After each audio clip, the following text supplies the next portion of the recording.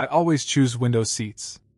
There's something comforting about leaning against the curve of the fuselage, watching clouds drift by, pretending I'm alone in the sky. But Flight 726 from Chicago to Portland felt different the moment I boarded. The air inside the cabin was heavier somehow. Not warm, not cold. Just dense. I was the first to arrive in my row, 16A. I settled in, pulled out my book, and tried to ignore the slight but persistent pressure in my ears. The plane hadn't even started taxiing, but it already felt like we were at cruising altitude. The man who took 16B was pale, twitchy. He didn't look at me or speak, just sat with his hands on his knees, white knuckles pressing through thin skin. I noticed his boarding pass peeking from his shirt pocket. It said 16A. I pointed at the pass, thinking it was a mistake. "I think you're in the wrong seat." He didn't respond. Just turned slowly, eyes wide like he hadn't blinked in hours. "I need this one," he said. "Please." I offered to switch. Something about his voice, dry, desperate, shut down any instinct to argue. He moved to the window. I took 16B. When the woman assigned to 16C arrived, she stopped mid-step, frowned at us, then backed away without a word. I watched her walk to the back of the plane and never come back. We took off. A few minutes into the climb, the man leaned forward and whispered, "You don't remember this flight, do you?" I laughed nervously. "First time flying this route." He shook his head. "No. I meant last time." I tried to tune him out, assuming he was unstable. But my stomach started to twist when the cabin lights flickered, just once, and then again, a little longer. I looked around. No one else seemed to notice. The man stared ahead, face blank. Then he muttered, "Watch the clouds." Outside, the sky had gone gray, uniform. Not overcast, just textureless. Like wet cement. We were flying through something, but it wasn't weather. I reached up to press the call button, but it didn't light up. That's when I noticed none of the buttons did. No lights on seatbelts, no controls overhead, not even the small blue LEDs along the aisle. I turned to him. "What the hell is going on?" He didn't answer. His hand trembled as he pointed toward the window. Reluctantly, I leaned over and looked out. There was something just behind the wing. Not attached, not flying on its own, just hovering. A shape, human-sized, humanoid maybe, arms out like a cross. No movement, no wings, no propulsion. Just hanging there in the air. I blinked. It didn't. My reflection merged with it in the glass. When I looked back at the man, he was crying silently. He whispered, "It always finds the ones who forget." My skin crawled. "Forget what?" He looked at me then.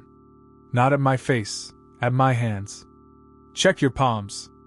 I didn't want to. But I looked. Both palms were faintly bruised, like I'd been clutching something for hours. Embedded in one was a small shard of safety glass. The man said, "We died. 10 years ago. On this flight. They pulled 17 bodies from the lake. Yours was never found." I stared at him, unable to speak. Then the lights blinked again. And all the passengers, every one, turned in unison to look at me. I froze. Every face turned toward me wore the same expression, slack-jawed, eyes glassy, heads slightly tilted like broken marionettes. No one blinked. Except the man in 16A. "I told you," he said, voice shaking. "You weren't found." The intercom clicked. Static, then a slow, deliberate voice, flat, genderless. "Cabin crew, prepare for reentry." But we weren't descending. Outside, the sky had turned darker, no sun, no horizon. Just that endless wet concrete gray. And the shape still hovered behind the wing. Closer now. The passengers were still staring. Not a single breath, not a twitch. I glanced down the aisle, rows upon rows of mannequins, except their clothes looked lived in. Wrinkled, stained in spots. One even had a coffee cup frozen in mid-sip. I pushed my call button again. Nothing. The cabin buzzed faintly, like an old tube TV left on in an empty room. I don't understand, I said. If I died, why am I here? What is this? The man in 16A didn't answer. He unbuckled, stood up unsteadily, and leaned close. You came back. Some part of you never left. He pointed to the overhead bin. Check it. I stood up on shaky legs and opened the bin above us. There was a bag. My old backpack. The one I'd lost in high school. I hadn't seen it in a decade. Inside, a soaked boarding pass, a broken phone, and a photo, me and my mom at the airport, the last trip we took together before she died. The photo was burned around the edges, curling inward. On the back, in red ink, were the words, "Stay seated." I dropped the photo. The cabin pressure changed, ears popping, an unnatural silence settling over everything. Then, one by one, the lights above each row went out. Each time, a loud metallic click echoed through the fuselage. Click. Row 22. Click. Row 21. It was moving toward us. I sat down, instinctively buckled myself in. The man did the same. Click. Row 20. I think this is the decision point, he said, not looking at me. Stay seated and forget again, or stand up and remember what really happened. Click. Row 19. My throat dried up. What really happened? Click. Row 18. He turned to me slowly. You opened the emergency door. My heart stopped. Click. Row 17. You unbuckled before the lake. You stood up. You reached for the handle. I shook my head, panic rising. I didn't, I wouldn't, why would I? Click. Row 16. The lights above us blinked out. Darkness. The man whispered. Now you choose. Something moved past me. Fast. Cold. I couldn't see it, but I could feel it hovering just above the seats. The shape from outside had entered the cabin. It slid down the aisle, brushing fingertips over heads, searching. When it reached our row, the air turned thick and wet. I clenched the seatbelt, nails digging into my skin. Then it spoke. A low, guttural whisper. Do you want to remember? The man in 16A was gone. His seat was empty. Just me now. Outside the window, the clouds began to swirl in a spiral. At the center, a hole, black, endless, pulling light inward. My reflection vanished. I stood. And then, nothing. I woke up in my apartment. Phone buzzing. Calendar notification, Flight 726 to Portland, today, 11:40 a.m. My palms were sore. In one, a shard of glass. They said the crash wasn't survivable. Flight 419, a short hop from Boise to Salt Lake. 37 souls aboard. No mayday, no weather, no errors in the logs. Just gone. I wasn't on that flight. But I heard it go down. I was hiking the ridge trail behind our cabin that morning. The sound was wrong, like 1,000 mirrors shattering all at once, followed by the groan of something massive being torn open. I reached the crest just in time to see black smoke bloom from the valley like an ink blot. They never found the black box. Just fragments. That would have been the end of it. Local tragedy, unexplained disaster, if I hadn't received a voicemail 3 days later. The caller ID said, unknown. No number. Just a blank field. The message was short. A low, garbled voice whispering, You were supposed to be on Flight 419. Then silence. Click. My hands shook as I replayed it over and over. I hadn't booked that flight, never even considered it. But I checked my email just to be sure. And there it was, an old confirmation email, unopened, from 3 weeks prior. Flight 419. Same date. Same time. Same airline. Booked under my name. I never remembered buying it. I live alone, no shared accounts. My bank statement showed the charge. I'd paid for a ticket I didn't know I bought. My scalp tingled as I read the details. The seat assigned was 18C. I started digging. Found passenger manifests. No one by my name. The seat had been empty. The next day, the second message came. Seat 18C. Still open. Still waiting. This time the voice was clearer. Not garbled. Female. Almost kind. Like a nurse waking you up from surgery. I tried to block the number, but it didn't show up in call history. My phone said no calls had been received. I thought maybe someone was messing with me. A hacker. Someone who'd seen the crash and wanted attention. Then, a week after the crash, I woke up to an email. No sender. No subject. Just a file attachment named cvr.wave. Cockpit voice recorder. I didn't want to open it, but I couldn't help myself. I hit play. What I heard didn't make sense. Static. A garbled voice. This is Flight 419. Then screaming. Metallic crunches. Something shrieking like twisting steel. A man's voice shouting coordinates. Then another voice, one I recognized instantly. Mine. I was talking. Calm. This isn't the first time. We always crash. We always die. Please, don't stand up yet. Let the door close. Then static. I dropped my phone. That night I barely slept. But just before dawn, I had a dream. I was in a plane, dim cabin, humming engines. I sat in 18C. Alone in the row. The seat beside me was soaked in blood. A man across the aisle turned and smiled. Took you long enough. I jolted awake, gasping, heart hammering. My hands were shaking. My nose was bleeding. The message came later that morning. You're getting closer. Attached was a photo. Blurry, low resolution, like an old flip phone shot. But unmistakable. It was me, sitting in seat 18C. Eyes closed. Head tilted back. Mouth open like I was screaming that I didn't leave the house for 3 days. Kept every light on. Slept in shifts. Phone face down under a pillow. Every time it buzzed, my heart lurched. I deleted the photo, but it came back, each time with a slight variation. My mouth wider. My eyes now half open. Then fully open. Staring directly into the camera. Always seat 18C. On the 4th day, I snapped. I called the airline, pretending to be a family member of a crash victim. I asked if they'd recovered any personal effects. The woman on the line hesitated. There was something unusual, she said. One item was mailed to us anonymously.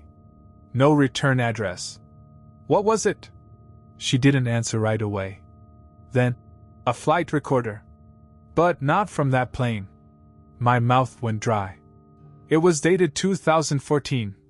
She continued. Different tail number. Same flight path. Same crash site.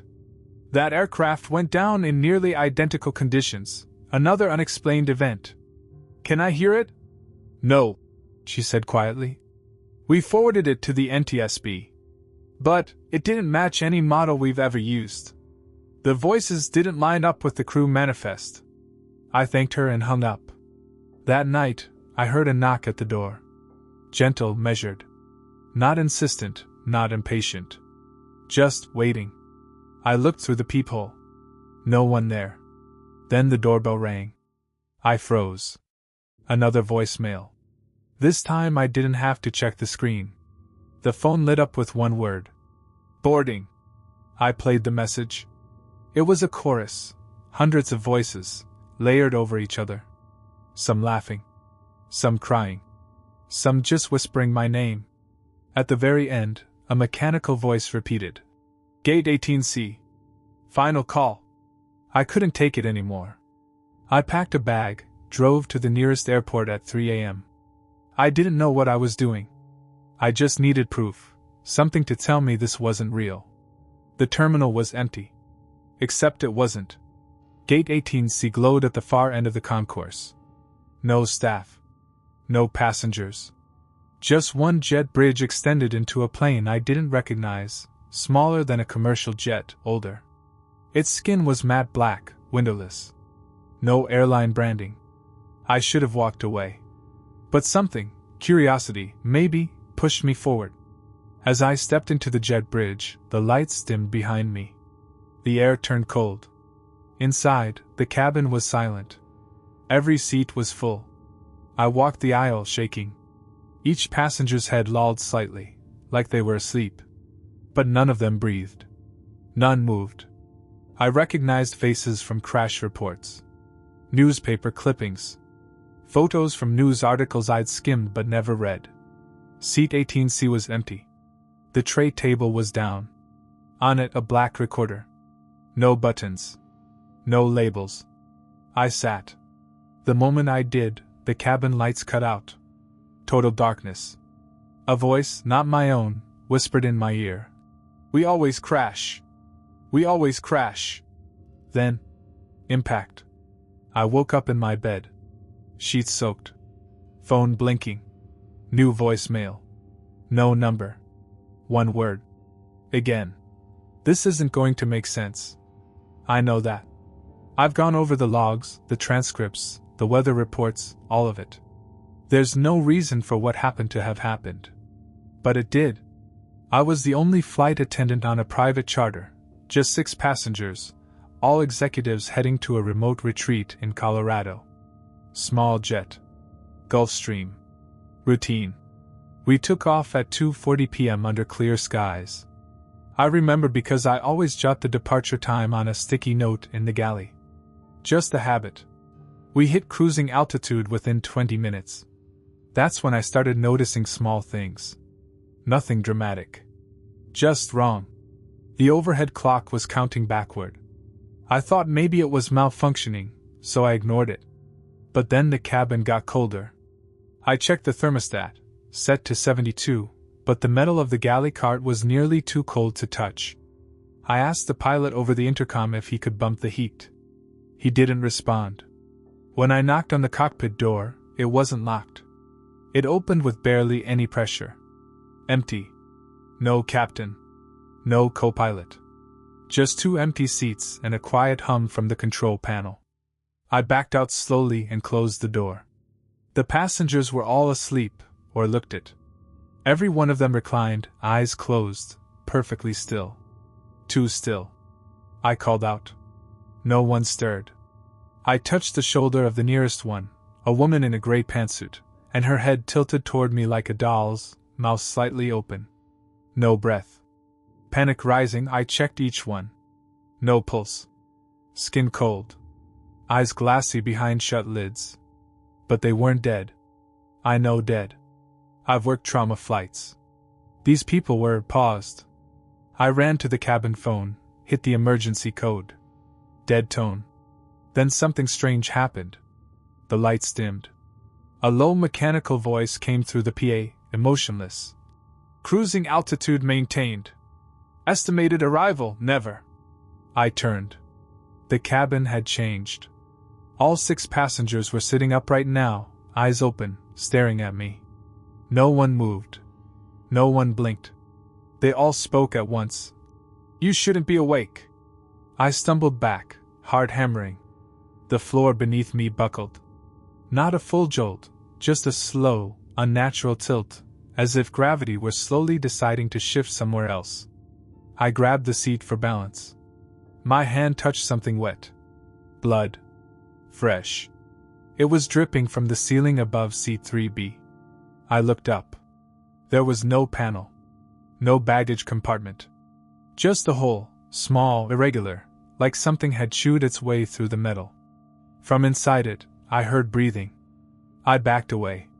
The cabin began to shake gently, like turbulence, but smoother, more rhythmic.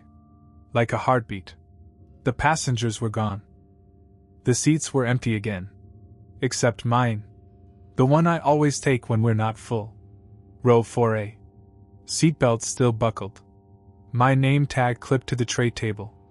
And in my lap, a neatly folded napkin with a message in Reading. Fasten your mask before helping others. I ran for the cockpit. The door was gone. Just a blank stretch of fuselage. The window shades snapped shut, one after another. The air grew thinner. I collapsed near the emergency exit, gasping. Then I saw it. A reflection in the small, circular window. A face. Behind mine. Inches away. Not a passenger. Not a crew member. It was wearing my uniform. And it was smiling. I spun around, but no one was there. The aisle was empty, rows of seats stretching silently in both directions. I tried to convince myself I'd imagined it, a hypoxic hallucination, but my legs wouldn't move. My lungs still strained for air, and the overhead vents hissed like they were breathing in, not out. I crawled toward the galley, dragging myself upright using the service rail. The emergency oxygen masks hadn't deployed. I pulled at one manually, yanked it down. It felt warm against my face. Too warm. It reeked of something, like metal left too long in water. I looked into the galley mirror to adjust the strap. But the reflection wasn't right. The cabin behind me was reversed. In the mirror, the emergency door was wide open. I could see stars. The curvature of the earth. We were impossibly high, far above normal cruising altitude. And standing in the open doorway was me. Wearing my uniform. Holding a napkin. She raised her hand and tapped her watch. I blinked. The mirror returned to normal. No one behind me. Door sealed shut. The intercom crackled again. "This is your final descent." A sound filled the cabin, like crying, but mechanical. The kind of noise you might hear if grief could bleed through intercom wires. I stepped back into the aisle and found every seat occupied again. Except they weren't the same passengers. Now they were all me. Dozens of versions, older, younger, with different hairstyles, scars, expressions. All of them staring forward. None of them alive. The one nearest the front turned to look at me. Her mouth opened wide, jaw creaking unnaturally. "You already helped them," she whispered. "You forgot to help yourself." The lights overhead flickered, then died. Total darkness. I stumbled backward, reached for my flashlight clipped to my belt, and turned it on. Only the nearest row illuminated. The rest was just shadows. I moved slowly down the aisle, trying not to look directly at the faces. Every few rows, one of them would twitch. A hand jerking. A head nodding slightly, like it was starting to wake. At row 7, my flashlight caught a glint of something on the floor. My wings pin? Bent. Bloodied. I picked it up. On the back, scratched deep into the metal, was a message. "Open the door." The emergency exit was at the back of the plane. I hesitated. One of the versions of me whispered, "It's the only way out." I ran. Each row I passed, the whispers grew louder. Not words anymore, just ragged breaths, moans of pressure building behind sealed mouths. The red handle of the emergency exit glowed faintly, as if it were lit from inside. I pulled. The noise was instantaneous. Deafening. A scream of wind and suction. The door blew open. Instead of sky, there was a tunnel, black, spinning slowly, like the inside of a turbine. At the far end I saw light. And a body. Floating, limp, arms splayed. It was me. I took a step forward, the cabin wind pulling at my sleeves, my skin. The other me drifted closer. Then her eyes opened. And she screamed. So did I. I woke up in a hotel bathtub. Fully clothed. Oxygen mask still on. No memory of how I got there. On the bathroom mirror, written in steam. Service complete. Next flight board soon. I wasn't supposed to be drinking that night. Not with a 5:30 a.m. departure. But the flight to Tokyo had been delayed twice, and the overnight airport bar felt like purgatory, liminal, dim, forever 3/4 full. Everyone around me looked like shadows trying on human skin, heavy eyes, slow blinks, the silent war between exhaustion and obligation. It was 2:17 a.m. when I noticed the man in the pilot's uniform sitting 2 stools down. He wasn't drinking. Just staring at his glass of water. His wings pin looked tarnished. One of the tiny stripes on his sleeve was peeling at the edge. I tried not to stare, but something about him demanded attention. Then he spoke. Not to me. Just out loud. "Gate D17, he said. "Final boarding. You're not on the list." I looked around. No one reacted. Not even the bartender. Sorry, I said, unsure why I was responding. What? He turned toward me slowly. You missed your call. His face looked normal, at first. But the longer I looked, the more wrong it became. His features felt borrowed. As if they'd been assembled from memory, cheekbones too high, eyes too round, skin with an almost plastic sheen. I stood up. Look, I think you're... Gate D17, he repeated. Last chance to remember. And just like that, I was walking. I don't remember deciding to. My drink still sat untouched. My gate was B22. But my feet were already moving toward the D terminal, each step somehow heavier than the last. The airport got quieter the further I went. Fewer signs. Fewer people. By the time I reached D17, I realized I hadn't seen another soul in 5 minutes. The gate monitor was dead. No display. No airline branding. Just a soft yellow glow from the windows. The jet bridge door was open. I stepped inside. It felt longer than normal, like it stretched on forever. Each footfall echoed. I couldn't tell if the jet bridge was descending, or if the world around me was. Either way, I felt pressure building behind my eyes. The plane door was open. I stepped in. And every single seat was filled. Not with people. With me. Every row, every window seat, aisle, middle. All me. Different outfits. Different ages. Some sleeping. Some staring at the backs of seats. Some staring at nothing. One stood in the galley. She looked at me and tilted her head. You really don't remember, do you? I shook my head, tears stinging my eyes for reasons I couldn't name. You booked this flight a long time ago, she said. Paid in full. What flight? I whispered.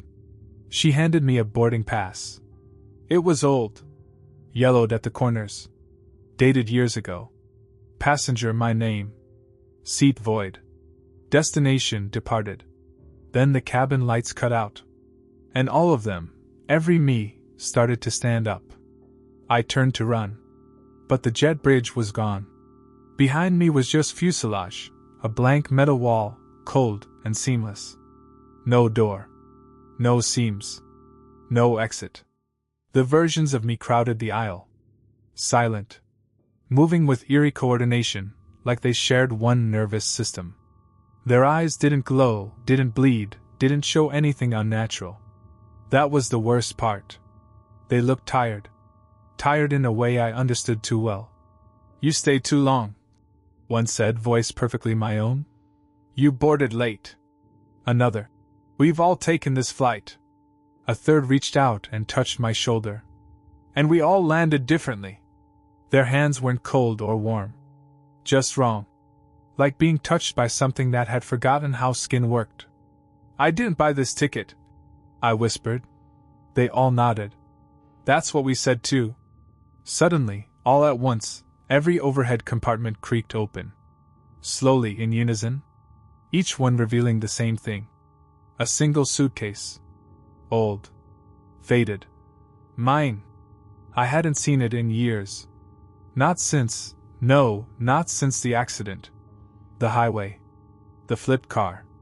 My sister screaming. The smell of gasoline. I stepped back, heart hammering as memories crashed through the walls I'd spent years building. You boarded early that night, said one of me. The rest of you are just catching up. I collapsed into an empty seat. 18F. A single oxygen mask dangled from the ceiling above me. Torn. Yellowed. Frayed like it had been through fire. The PA crackled to life. Prepare for descent. And just like that, the plane tilted forward. But it wasn't falling. It was diving. Nose first.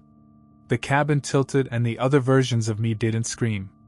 They held position, arms at their sides, like passengers in a ride that never ends. Only I moved. Tumbled through the aisle. Slammed against seats. Crawled toward the front of the plane as the cockpit door loomed larger. It opened. No pilots inside. Just a seat. Facing backward. with the headset lying on the floor. I sat down, slipped the headset on. All the voices of me came through at once. Crashing, dying, surviving, regretting. All versions, all lives, all endings. And one whisper stood out from the noise. You never made it off the road. The screen before me flickered on. Black box data. Altitude 0 feet. Speed 0 knots. Status final. And then I was standing in the airport again. At the bar. The pilot was gone. My phone buzzed. One notification. Flight review request. How was your experience on D-17? The flight was supposed to be 6 hours. New York to Reykjavik. I booked it last minute, needed to get out, needed silence, distance, cold. What I got was something else entirely. It started with the flight number, 9999. That should have tipped me off. No airline uses repeating nines. I even asked the gate attendant, a pale woman with a laminated smile, but she just said, "Non-stop, sir." All the way. When I boarded, I noticed two things immediately. The cabin was dead quiet, and every window shade was pulled down. Every single one. No one spoke. Not even the crew. I took my assigned seat, 21A, and buckled in. The plane smelled faintly of citrus and melted plastic. Something about the cushions felt too new. Like no one had ever actually sat here before. We took off without taxiing. No engine roar, no acceleration. Just upward movement. The kind you feel in dreams, when gravity stops being literal. Once we leveled off, I reached for the shade, curious. I needed to see the sky, orient myself. But the second I touched it, the flight attendant appeared. No footsteps, no approach. Just suddenly standing beside me. "Please don't open that," she said, voice calm but firm. I froze. "Why not?" She smiled. "The sky isn't ready yet." I looked around. No one else seemed concerned. Row after row of still passengers. Some with their eyes closed, others staring straight ahead. All silent. I leaned across the aisle to the man in 21B. "Hey," I whispered. "Where are you going?" He didn't blink. Didn't move. But after a long pause, he said, "I haven't landed yet." I laughed nervously. "What does that mean?" He turned his head, slow, mechanical, and met my eyes. "I got on in 1973. I pressed my call button. No response. Pressed it again. Still nothing. Then I noticed my seatbelt wasn't buckled anymore. Even though I hadn't touched it. The captain's voice came over the intercom, but it was too slow, like a warped tape. Words dragged out, syllables stretching. WLCOMEABORD.THISISYURFLIGHTTO. The audio cut out. I opened the in-flight magazine, desperate for a distraction. There were no articles. Just photographs of people sleeping. Pages and pages of them. Mouths open, eyes half closed. All in row 21. Every photo showed my seat. And in each one, I was already in it. My face. My clothes. My posture. I looked down. The clothes were the same. My hands were in the same position. The page turned on its own. A new photo.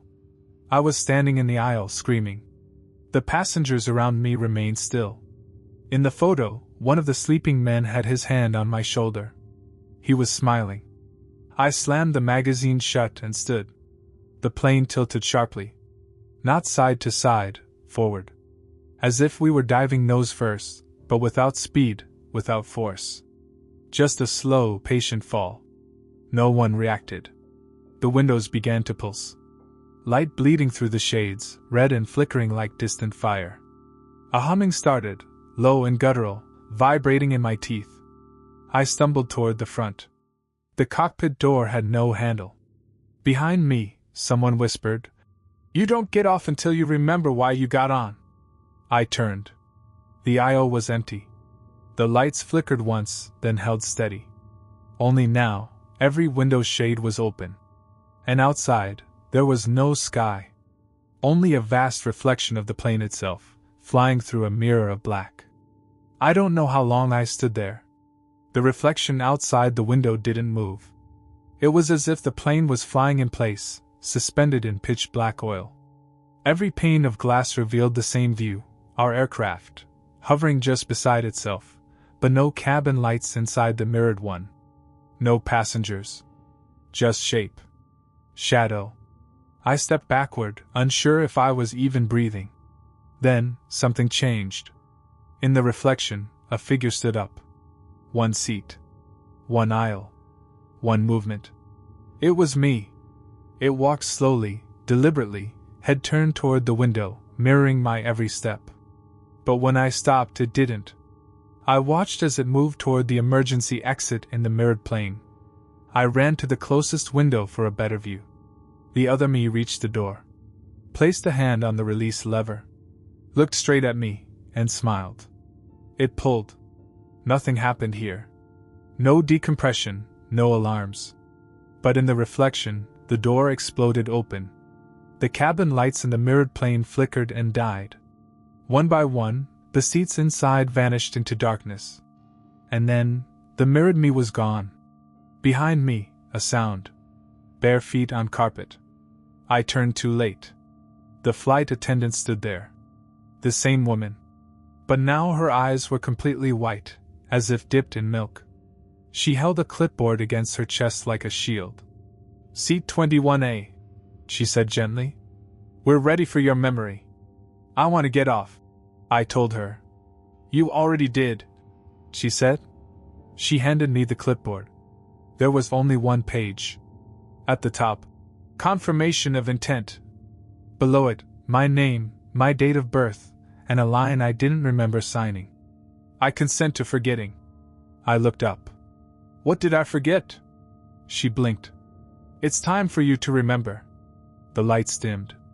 A rumble passed through the fuselage, not turbulence. More like a low growl, some animal buried deep in the structure of the plane. The walls of the cabin began to peel. Literally. First the wallpaper, then the seams of the ceiling. Beneath it all was black. Not wire or metal. Just blackness. A projection started on the front bulkhead. A video. Me, in an apartment I didn't recognize. Pacing. Mumbling. Crying.